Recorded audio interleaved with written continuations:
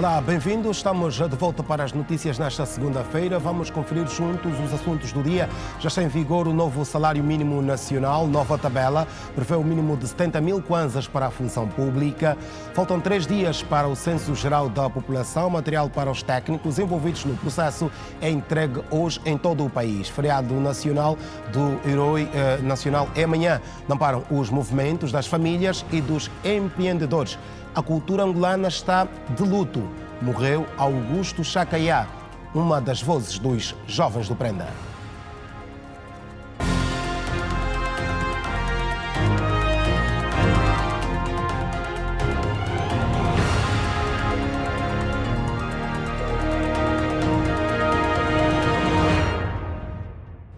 Ora, boa tarde, renovados. Estamos de volta para o desenvolvimento das notícias. Já está em vigor o novo salário mínimo nacional. A nova tabela estipula o salário mínimo em até 70 mil kwanzas, com exceção das microempresas e startups, que podem pagar um mínimo de 50 mil kwanzas.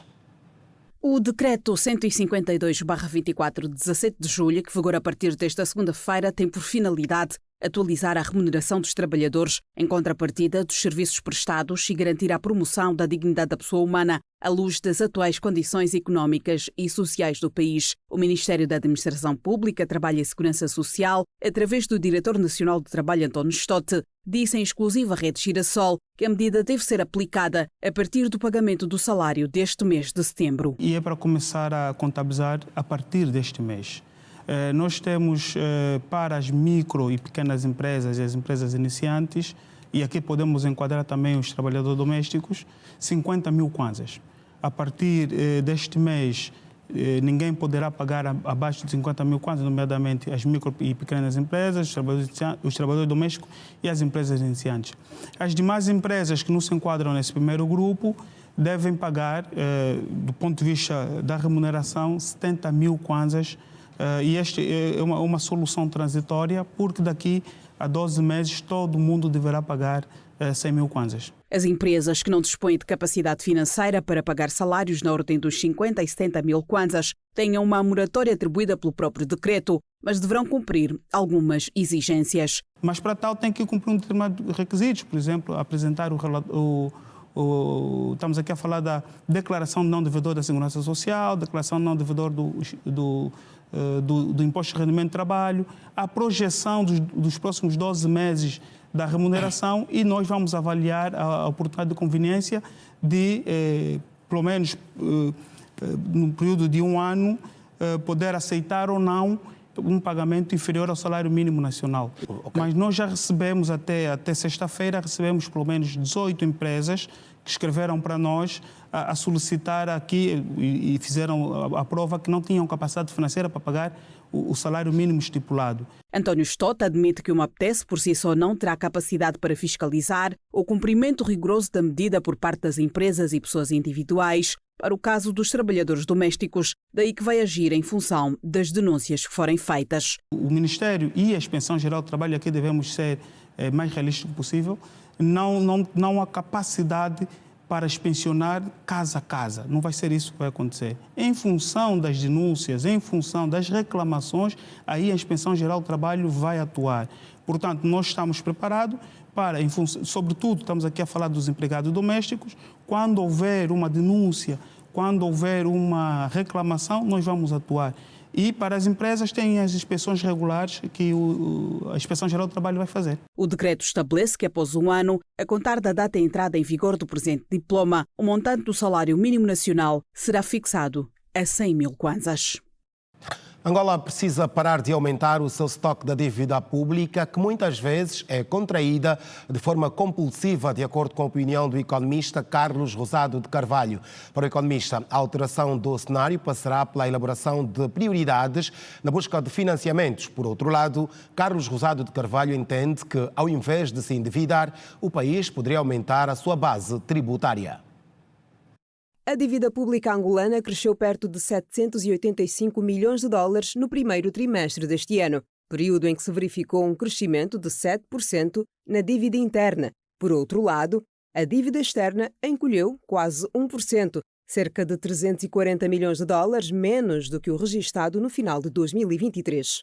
No Orçamento Geral de Estado para 2024, o rácio da dívida pública interna e externa consome mais de 60% das despesas. O economista Carlos Rosado de Carvalho defende que Angola não tem voltas a dar se não pagar a dívida que detém. O especialista considera que o governo angolano tem contraído dívidas por tudo e por nada. Desse ponto de vista, o que nós podemos e devemos fazer é ter cautela com o endividamento. E o que nós estamos a observar é, de alguma maneira, o contrário. É um endividamento compulsivo para comprar satélites, para manter o novo aeroporto, para fazer toda uma série de coisas que, do meu ponto de vista, não são prioritárias. Portanto, vai ser difícil reverter esta situação da dívida, a não ser tentar reduzir o endividamento. Para diminuir o peso da dívida nas contas públicas, o país precisaria de encontrar outras formas de financiamento da sua economia, que não fosse o endividamento interno ou externo. E, neste sentido, a tributação do setor informal seria um caminho. E nós sabemos que 80% dos angolanos estão no setor informal. Portanto, isto portanto, quer dizer que estas pessoas, por exemplo, não pagam impostos.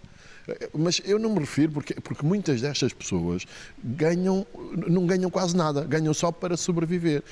Mas a economia informal, como um todo, ela deve ser mais tributada. Nós temos que ir buscar aí dinheiro. Entretanto, Carlos Rosado de Carvalho admite que em Angola o cidadão tem dificuldades para pagar impostos pelo facto de não sentir o retorno na prestação dos serviços públicos, o que não acontece em outras realidades. É preciso antes que o Estado se organize, que o Estado comece a gastar o dinheiro onde ele deve ser, para até promover a formalização. Um norueguês, não sim, quer dizer, ninguém gosta de pagar impostos, não é? Mas o norueguês não se importa muito de pagar os impostos, porque tem boa escola, tem boa saúde, tem boas estradas. Aqui em Angola fica difícil pagar impostos e depois não termos os serviços correspondentes. Vale lembrar que o Orçamento Geral do Estado, em execução, prevê, entre outras medidas, a redução do rácio da dívida pública para 69,2% do Produto Interno Bruto. Mais de 80 profissionais de negócios da Igreja Adventista do Sétimo Dia estiveram reunidos na primeira convenção da Associação de Empreendedores e Profissionais da Denominação Religiosa. O encontro focado em ampliar a rede de negócios através de diferentes iniciativas do setor empresarial. Fé, empreendedorismo e profissionalismo em foco é o tema da primeira edição do evento que juntou especialistas do mercado em matéria de negócios. Para Samuel Candundo, um dos oradores do encontro e administrador não executivo do Grupo Carrinho, é possível tornar pequenos projetos em grandes negócios. O empreendedor, portanto, tem várias fases no seu processo de desenvolvimento. Portanto, a fase inicial, que é a fase de sobrevivência, a fase, portanto, de realização dos grandes sonhos e a fase, portanto, do empresário, portanto, deixar um legado. Portanto, essas fases nós partilhamos com os empresários, com os profissionais, que é possível, não é? E realizar essas ações e chegar a desenvolver um pequeno projeto e fazer como foi feito, por exemplo, com a família Carrinho, hoje terem, portanto, uma empresa privada, familiar, na dimensão que nós a conhecemos hoje. Portanto, acho que é das maiores empresas privadas familiares do país. Com mais de 200 empresários dos diferentes segmentos cadastrados no sistema da organização religiosa, o projeto tem, entre outros objetivos, equipar pessoas a usarem seus talentos para acelerar a segunda vinda de Cristo. Segundo o líder da Igreja Adventista na União Nordeste de Angola, Teixeira 20, é necessário continuar a identificar as áreas e oportunidades para que os empreendedores possam atuar pelo país. Nós temos as missões e as missões não são terras pequenas, são terras grandes e precisamos transformar as missões em centro de formação agropecuária, né?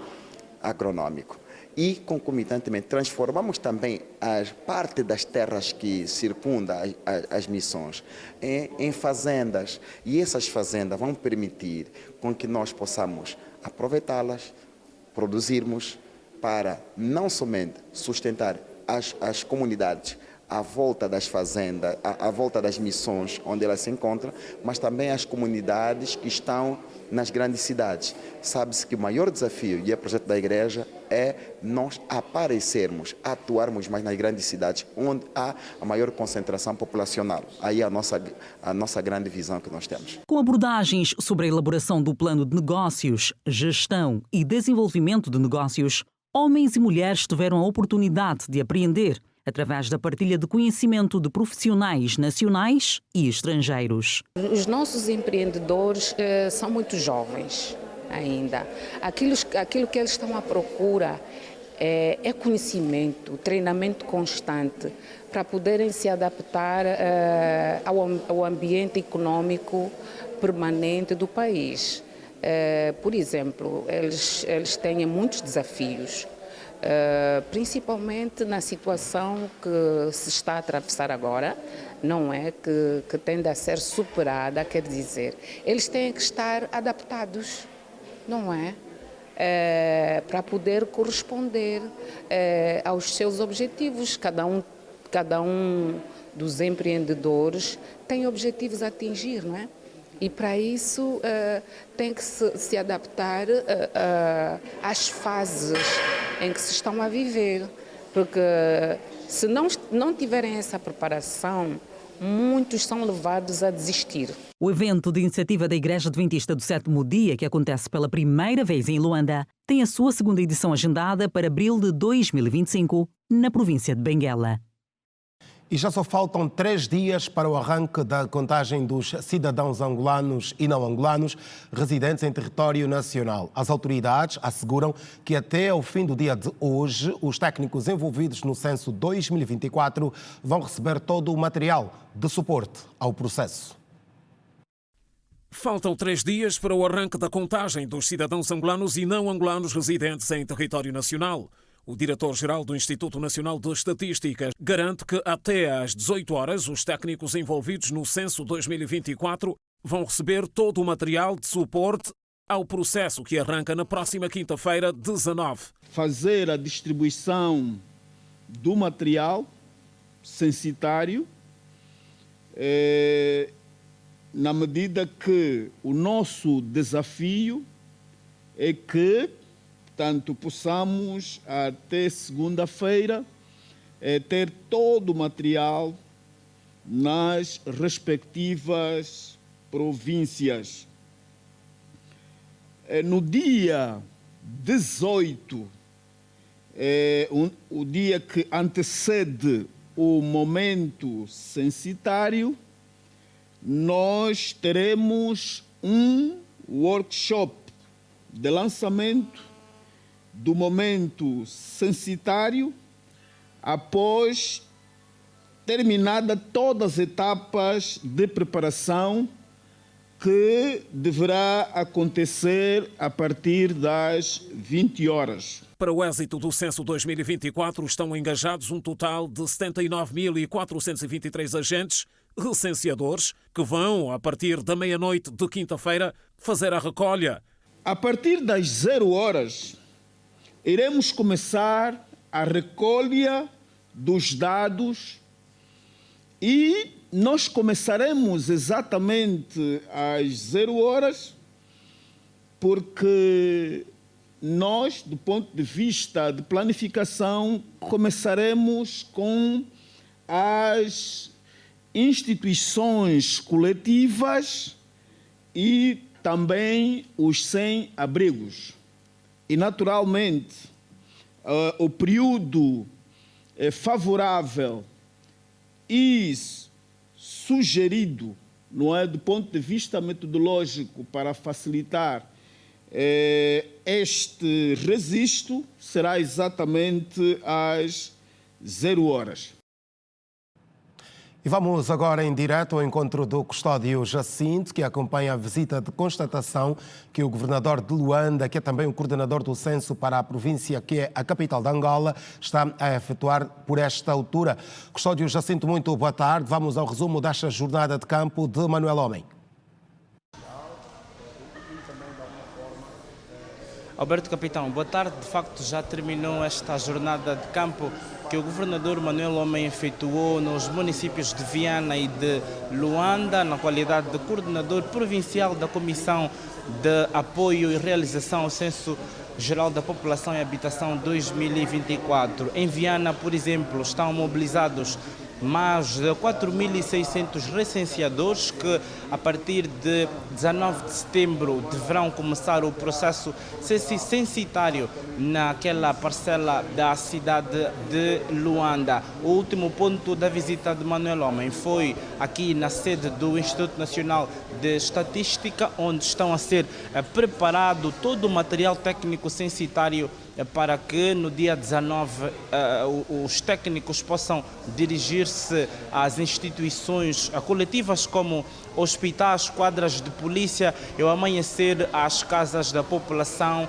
na província de Luanda. Nós vamos a uma conversa rápida com o porta-voz do Censo Geral da População 2024, Hernani Luiz, que é também diretor-geral adjunto do INE, para sabermos mais sobre o processo de preparação em torno do Censo 2024. Está em direto para a Rede Girassol. O governador provincial esteve aqui no INE a verificar de alguma forma o estado de prontidão. Em relação ao material técnico, refiro-me aos tablets, ao material de apoio com carros nessa altura. Como é que estamos para a província de Luanda? Muito obrigado e uma boa tarde especial à audiência da TV Girassol. O nível de preparação à volta do processo está a todo nível muito bem afinado. Tivemos hoje pela manhã a palmear Luanda com Sua Excelência o Sr. Governador da província de Luanda, Dr. Manuel Homem, que constatou em loco aquilo que está a ser o trabalho do INE nos diferentes municípios. Como sabe, Luanda vai ter à sua disposição mais de 19 mil recenseadores, dos mais de 70 mil recrutados para trabalhar em todo o país. Portanto, representa aquilo que é exatamente a própria dimensão e exigência logística que Luanda impõe, mas o processo está a correr bem. A Sua Excelência, Ministro de Estado, Chefe da Casa Militar do Presidente da República e coordenador da Comissão Multissectorial, General Francisco Pereira Furtado, tem colocado em marcha todos os instrumentos de apoio. Estamos a trabalhar num ritmo de non-stop, portanto, 24 horas por dia, ao longo da madrugada. Portanto, esse nível de interação e de mobilização no processo está a permitir que haja maior fluidez naquilo que é exatamente a dinâmica de trabalho. Nós vamos começar a fazer a recolha a partir das 0 horas do dia 19 de setembro. No dia 18 vamos ter o ato de lançamento que vai ocorrer aqui exatamente na sede nacional, no INE, onde Sua Excelência Ministro de Estado, Chefe da Casa Militar, vai proferir portanto, o discurso de abertura do evento, a dar nota aos angolanos e aos estrangeiros que escolheram Angola para viver, que o censo começou, e poderemos saber então, a partir de 19 de setembro, quantos somos, onde estamos, e vamos atualizar aquilo que é a base estatística em termos de informação a nível de todo o país. Dr. Hernando, quando olhamos para as zonas de difícil acesso, nesta altura, há condições para que os recenseadores possam entrar para as zonas de difícil acesso? Aqui em Luanda, refiro-me, por exemplo, ao município da Kisama. Efetivamente há condições e, como deve saber, a Comissão Multissectorial tem à sua disposição o Ministério da Defesa e Veteranos da Pátria, o Ministério do Interior, que a bom turno colocaram à disposição os seus meios terrestres e aéreos. Nós vamos chegar até a Angola mais profunda, em Luanda, desde Kisama, como referiu, e nas outras partes do país. Estamos a contar com helicópteros, chatas em alguns casos, em que o acesso só poderá ser através da via fluvial. Portanto, há aqui um nível de prontidão elevadíssimo, estamos tranquilos. O que nós gostaríamos aqui de reiterar e apelar é que a população adira ao censo, responda às questões, porque essa é uma oportunidade única. Na verdade, o INE, com o apoio do governo, entra aqui num estágio de poder também fazer história, uma vez que este será o primeiro censo digital e o segundo censo que o país realiza, envolvido 10 anos. Muito obrigado. Foi a conversa com o porta-voz-geral do INE, dando referência de que está tudo pronto para que na madrugada de 19 de setembro o país possa começar então o segundo censo geral da população, depois de ter realizado em 2014. Este será o primeiro censo digital, tal como referenciou Hernan Luiz. Nesta altura estão mobilizados mais de 79 mil agentes recenseadores em todo o país. Luanda terá mais de 19 mil que, a partir do dia marcado, dirigir-se-ão às unidades sanitárias, aos postos de polícia, às quadras de polícia, tal como já disse, e às casas de angolanos e estrangeiros residentes na capital do país, para começarem a contar a população da capital angolana. Alberto Capitão, vou devolver-te a palavra com a promessa de desenvolver este assunto nos próximos serviços de informação da Rede Girassol. Miguel Suami, Custódio Jacinto, boa tarde. Viva, boa tarde. Caso para si dizer que 10 anos depois, Angola volta a contar. Você deve participar ativamente do censo 2024. Nós fazemos agora um intervalo. Voltamos daqui a pouco para outras de atualidade informativa.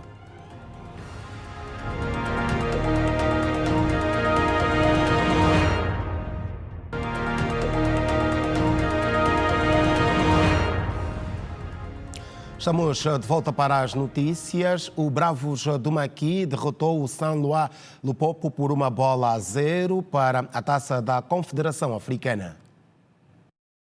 Com um público razoável no Estádio Nacional Tundaval, na cidade de Lubango, o jogo entre Bravos do Maquis e Futebol Clube Lupopo da RDC foi muito repartido e disputado. Mesmo assim, o Bravos do Maquis criou várias oportunidades claras de golo, desperdiçadas pelos avançados Macaiabo, Jó Paciência e o sul-africano Nigo. No entanto, a meio da segunda parte, o ponta de lança do Lupopo atirou ao poste com a baliza aberta e depois de passar pelo guarda-redes Odá, da equipa Maquisarte.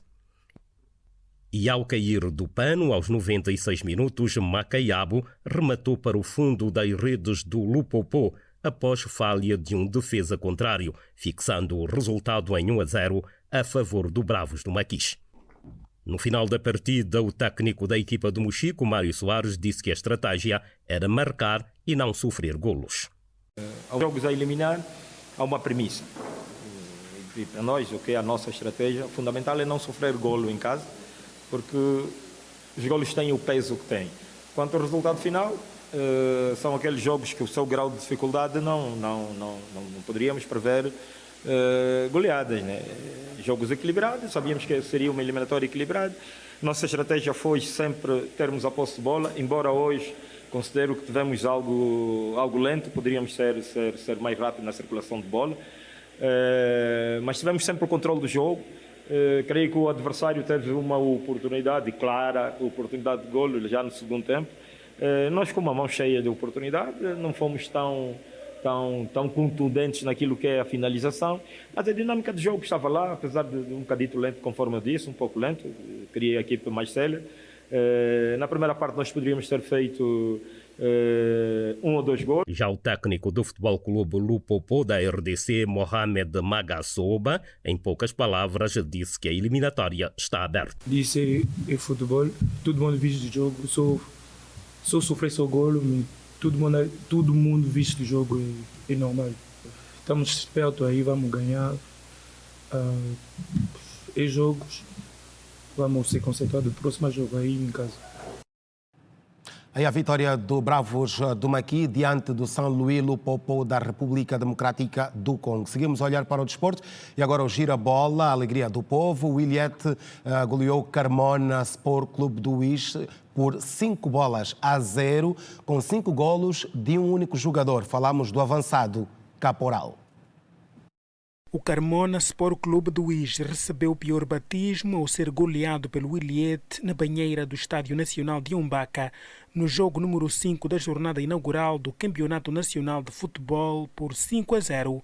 onde Caporal foi o homem do jogo por ser o autor dos 5 tentos da partida e antecipar-se na lista de melhor goleador. O golo madrugador aconteceu aos 8 minutos, diante de um Carmona com típico comportamento em campo de um estreante, quase apagado em toda a primeira parte, para a brecha do avançado, que fechou o primeiro tempo com mais um de 2, 2 de 3 e 3 de 4, aos 12, aos 21 e aos 25 minutos. No segundo tempo, o Carmona deu sinal que ainda está vivo, mas os esforços não deram em nada para a sua equipa. Nos últimos minutos do jogo, o Ilhete voltou a encostar na parede do seu adversário, com Caporal já no tempo extra a fechar o placar com um remate no meio da grande área, fixando o resultado por 5-0. A par da vitória, o técnico do Ilhete, Zé Camaral, mostrou-se insatisfeito com a performance da sua equipa. É uma vitória que não sofre contestação, mas mais satisfeito pela vitória do que pela nossa produção, fundamentalmente no segundo tempo. Penso que temos que ser mais sérios, temos que encarar o futebol e o jogo no seu todo, temos que vivenciar o jogo para podermos ser uma equipa competitiva e forte. A brincarmos não vamos conseguir lá. Portanto, penso que mais do que isso, o mais importante foram os 3 pontos e parabenizar o Caporal por ter marcado 5 golos. Eu penso que o de especial que houve nesse jogo é isso. O avançado Caporal, autor dos 5 golos, deu mostras que a vitória foi fruto de um trabalho de equipa. O segredo foi esse trabalho de grupo, Tudo o que aconteceu aqui é que a gente tem feito no treino, só foi um espelho do treino. A quem dedica esta vitória? Olha, esta vitória dedico especialmente ao nosso colega, que no último treino acabou por se lesionar, quase que partiu o joelho. Então eu dedico essa vitória para ele.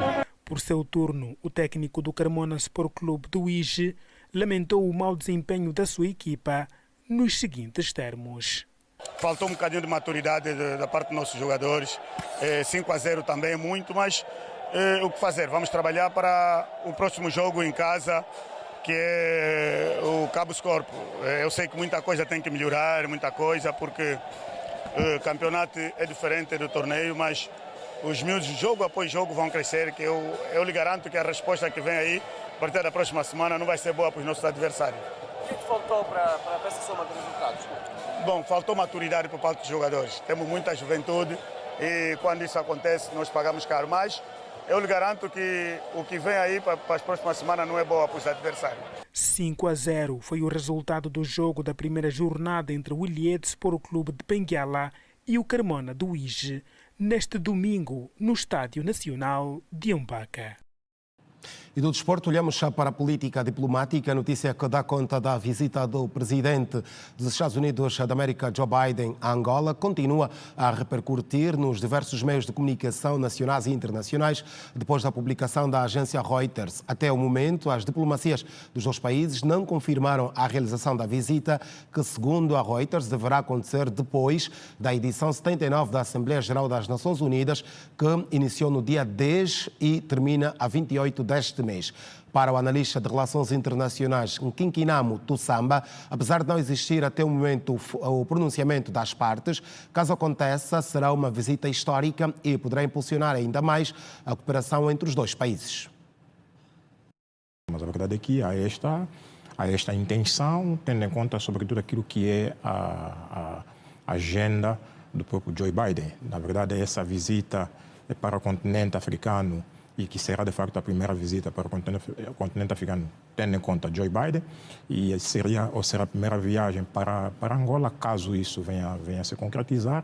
Na verdade, estava prevista para o ano que vem, mas tendo em conta a retirada do Joe Biden na corrida para a Casa Branca, logo vai antecipando as suas visitas para então cumprir aquilo que é de facto o prometido.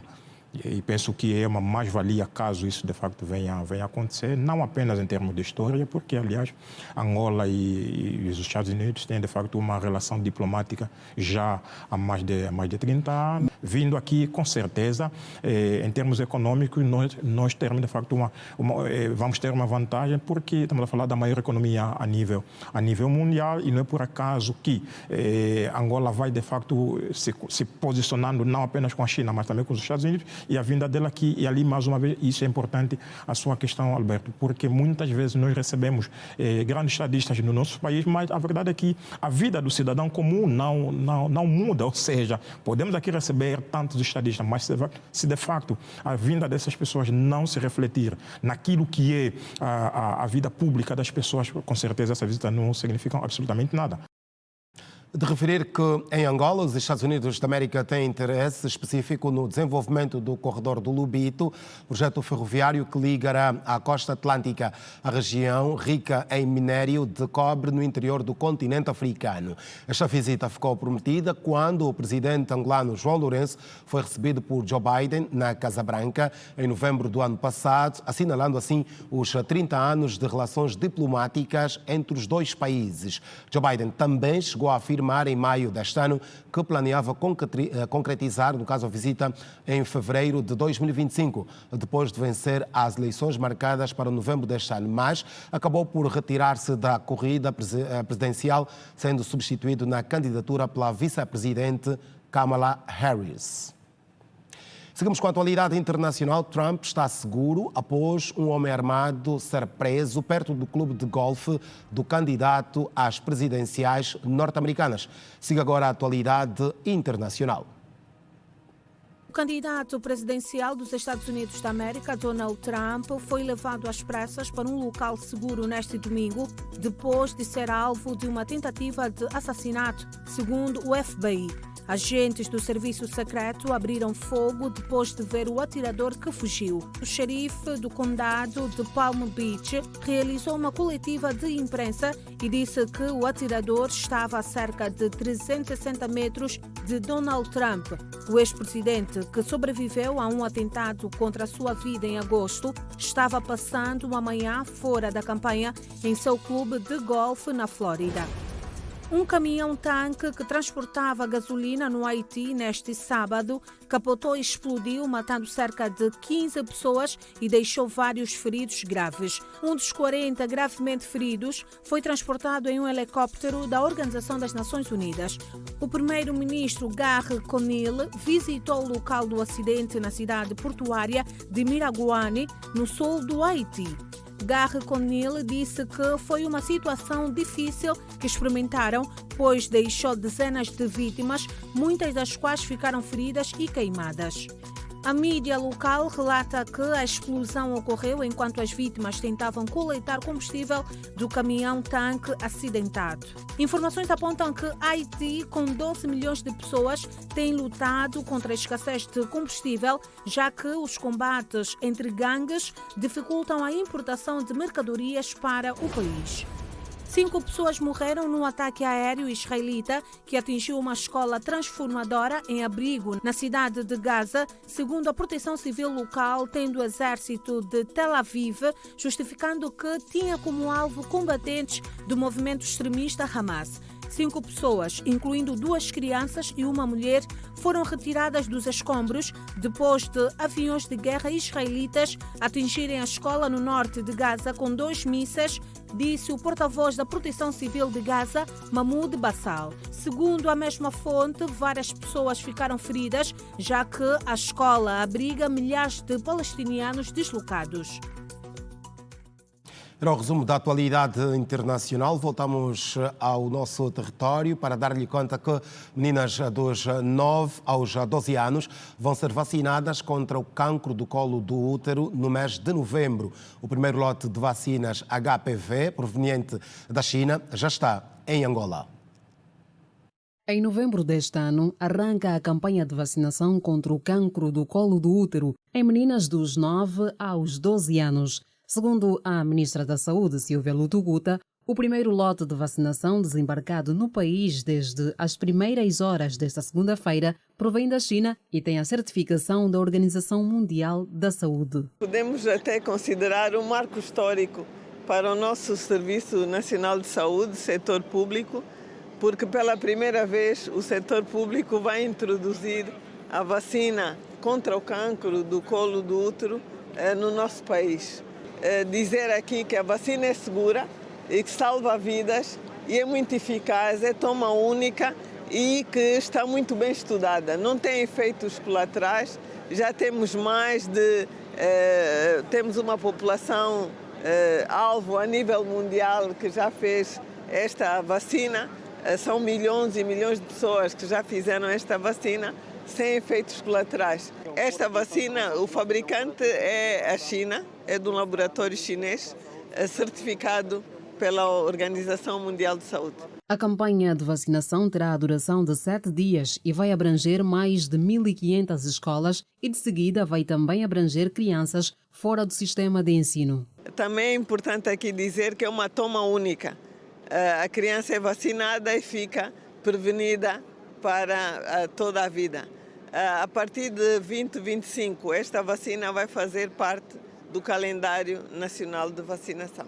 O cancro do colo do útero é o segundo cancro mais letal em mulheres em Angola. Anualmente, o país registra mais de 300 casos, e muitos deles em estado já avançado. A campanha de vacinação do Ministério da Saúde conta com uma estreita colaboração do Ministério da Educação. Nós, em primeiro lugar, vamos trabalhar com as comissões de pais encarregados de educação que as escolas têm, devidamente organizados. E depois vamos fazer assembleias de turma com os próprios alunos também, mobilizar os próprios alunos, mostrando qual é a vantagem de apanhar a vacina contra o cancro do útero. O rastreio do cancro do colo do útero deve ser feito anualmente. Este é o primeiro lote de vacinas chegado a Angola e, de acordo com a ministra, o país volta a receber em breve mais um lote contendo 2,2 milhões de doses. O Ministério da Saúde desmentiu, através de uma nota, a existência de casos de Mpox, a conhecida varíola de macaco, no país. Na nota, o Ministério repudia as imagens postas a circular nas redes sociais que dão conta de um suposto caso da doença na província do Zaire. Na nota, o Ministério da Saúde diz que as imagens e a divulgação são desrespeito à ética e deontologia profissional e violação da privacidade do paciente, que gerou algum pânico no seio da população. Segundo o Ministério da Saúde, tratou-se de um paciente do sexo masculino, de 46 anos de idade, nacionalidade angolana, com sintomas de lesões cutâneas e febre, que deu a entrada no Hospital Municipal de Coimba e posteriormente evacuado para o Hospital Provincial de Mbanza, Congo. Face às evidências que esses vídeos tinham sido vazados por pessoas em contacto com o caso suspeito, considera absolutamente irresponsável a disseminação fora dos canais oficialmente estabelecidos de vídeos, fotografias, áudios que violem a privacidade dos doentes.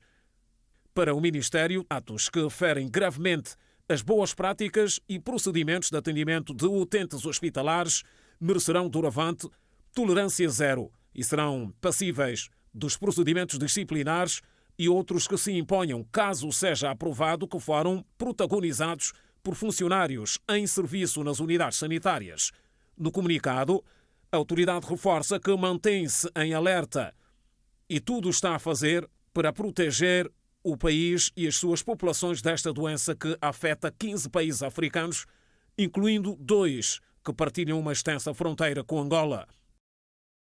Olhamos agora para o fim de semana prolongado por conta do feriado de amanhã, Dia do Herói Nacional, e os lugares de maior interesse de Luanda também foram incluídos nos roteiros dos turistas. Vamos ao encontro da Manuela Costa, que está a visitar alguns destes pontos turísticos.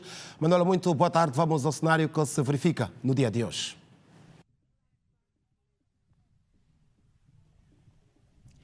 Olá, capitão, boa tarde para você que nos acompanha. Nós falamos a partir da Barra do Kwanza, precisamente no Parapente, um lugar que recebe mais de entre 100 a 200 visitas, isso nos finais de semana e também em dias de feriados. E como podemos ver aqui, já algumas famílias vão chegando para aproveitar este dia do prenúncio do 17 de setembro. São famílias angolanas e também de outras nacionalidades que vão aproveitando todo o lazer, todas as oportunidades que esse lugar aqui oferece para se ter um momento em família importante e que com certeza fica aqui para para o registro dessas famílias levarem como boas memórias. Para sabermos um pouco mais sobre a variedade dos atrativos que este lugar oferece, eu vou agora conversa com o Tiago Barreto, que é o responsável deste espaço. Muito boa tarde, está a falar em direto para o Hoje Notícias. Tiago, conta-nos o que é que este lugar oferece e como para já é que estão as movimentações no dia de hoje. Olha, boa tarde a você, boa tarde a todos que estão assistindo. Aqui é um sítio perfeito, magnífico para se voar, tá? Convido todo mundo para vir voar, conhecer o espaço aqui. A expectativa é muito grande, finais de semana e feriado. O pessoal conhecer o espaço, conhecer um pouco do esporte, que o esporte é magnífico, é maravilhoso, que é voar. Tá? Okay. E o parapente é um dos principais atrativos daqui, ou nem por isso? Sim, com certeza. É a estrela aqui do espaço, né? O pessoal vem aqui ver o parapente, voar. A gente também tem uma escola de parapente onde a gente ministra aula também aqui, é um lugar magnífico. O que é necessário para poder levantar um voo aqui a partir deste parapente?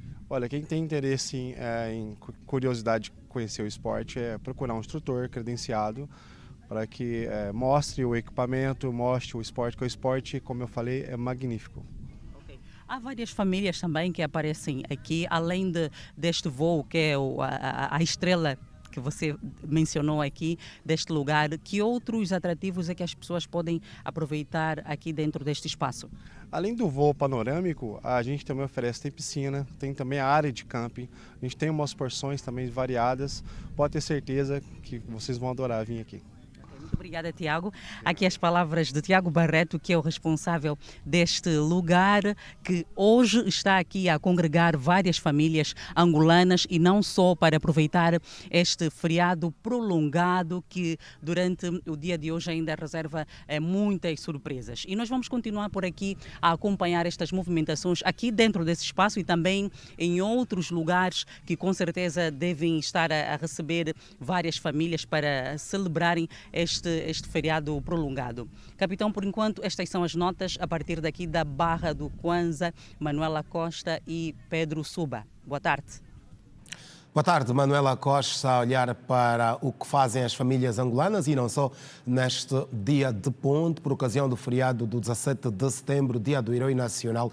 Vamos seguir a olhar para este assunto. Agora vamos ao encontro da Fernanda Gonga, que está na Baixa de Luanda. Fernanda, vamos ao cenário deste que é um dos cartões postais da capital angolana. Boa tarde.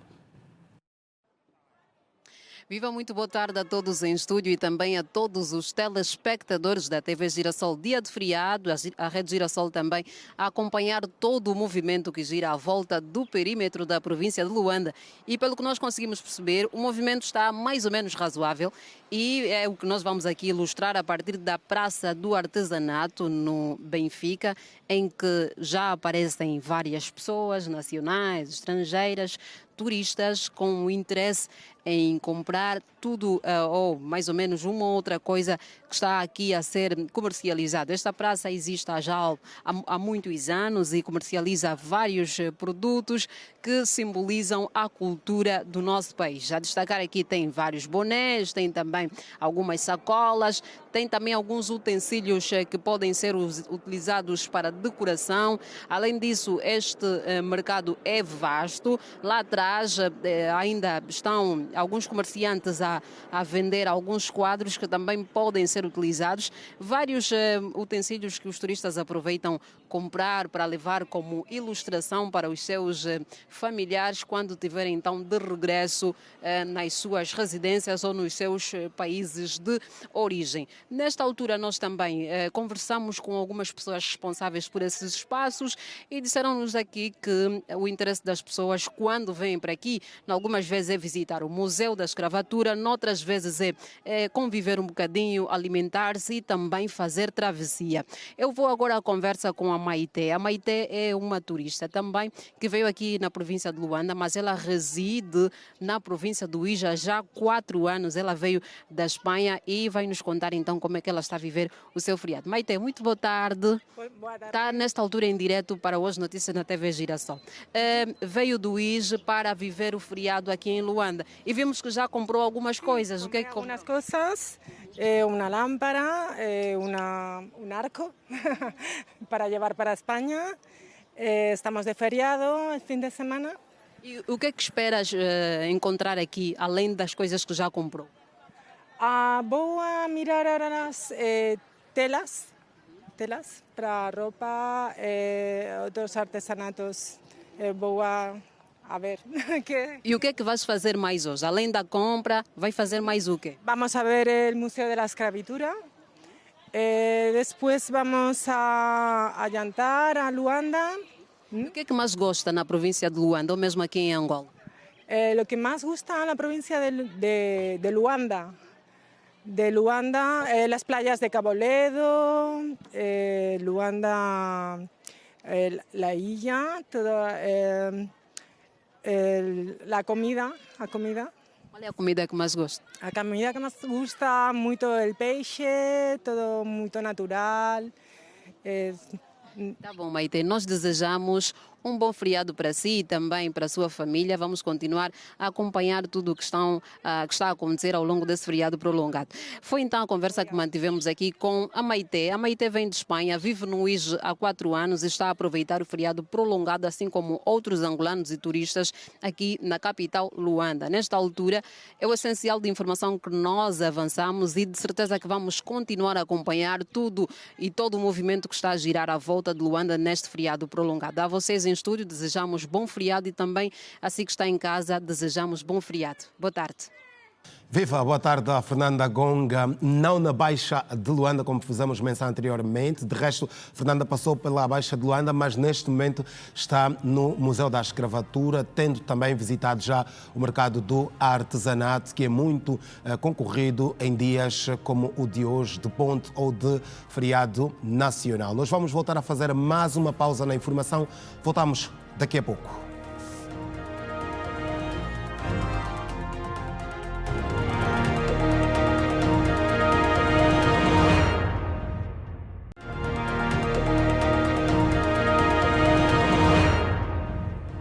Uma vez mais, muito boa tarde. Agora para dar-lhe conta de uma notícia que deixa enlutada a cultura nacional, que está agora mais pobre, porque morreu o músico angolano Augusto Chacaiá, integrante do agrupamento Os Jovens do Prenda. A classe artística lamenta a morte do músico. Vamos ao encontro do Simão Pedro, que tem mais detalhes já de algumas reações quanto à morte de Augusto Chacaiá, que foi durante muito tempo uma das vozes dos Jovens do Prenda. Simão Pedro, muito boa tarde. Boa tarde, Alberto Capitão. Boa tarde a toda a audiência da Rede Girassol. Augusto Chacaiá deixa um vazio na banda Os Jovens do Prenda, igualmente a toda a música angolana. Vamos agora à conversa com Santocas. Santocas, boa tarde. Está em direto para a Rede Girassol. Augusto Chacaiá parte para a glória. É verdade, com tristeza e o meu lamento, pude de facto ser uma das últimas pessoas que acompanhou toda a situação que até hoje, no pronúncio de quem me transmitiu a triste notícia, que o Augusto deixou o mundo dos vivos. Eu estive de facto, alguém procurava por mim na sexta-feira ou na quinta-feira, pretendia localizar o meu terminal telefónico e não conseguiu, embora insistisse, e isso fez com que eu pudesse retornar a chamada, e quando falo com a pessoa que tentou contactar-me, diz que como não conseguia este meu contacto, preferiu então recorrer aos préstimos do Augusto para que lhe facultasse o meu contacto. Mas a pessoa falando comigo disse-me que não gostou de ouvir, eu tenho lágrimas na vista, não gostou de ouvir a forma, a expressão, a voz do Augusto não saía. Isto preocupou-me de facto e disse à pessoa que estava a falar comigo que eu ia até a residência para saber o que é que se tratava. Posto Na residência do Augusto, não gostei do quadro. Encontrei o Augusto numa situação muito, muito difícil em termos de saúde, onde estava a lutar no sentido da traqueia não fechar, não bloquear, porque ele já não tinha respiração. E então,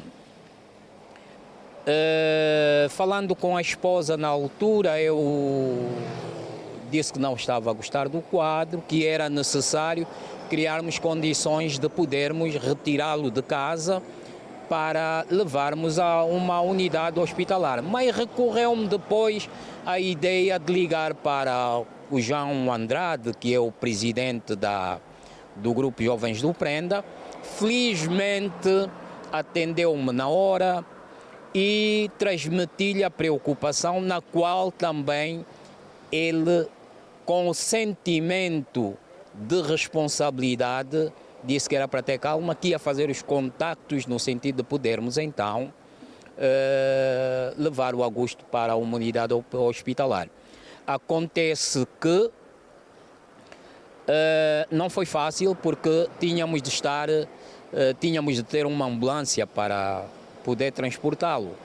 Recorremos aos préstimos de algumas entidades na altura, que também, dentro do grito de socorro, puderam então facilitar ou viabilizar com que esse autocarro ou o INEMA pudesse estar presente. O INEMA, depois de meter o seu meio, que é o transporte, e também os seus técnicos, foram